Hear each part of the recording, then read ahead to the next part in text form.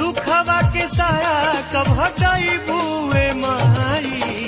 बेटा के घरे कब आई बुए माई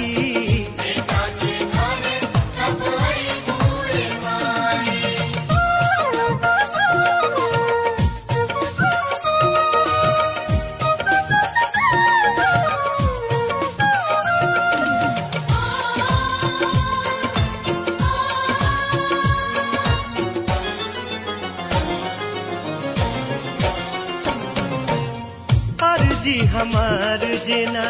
सुनबू मतारी तब हम रोवे जाई तेरा दुआरी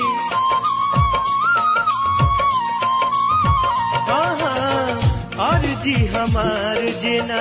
सुनबू मतारी तब हम रोवे जाई तेरा दुआरी।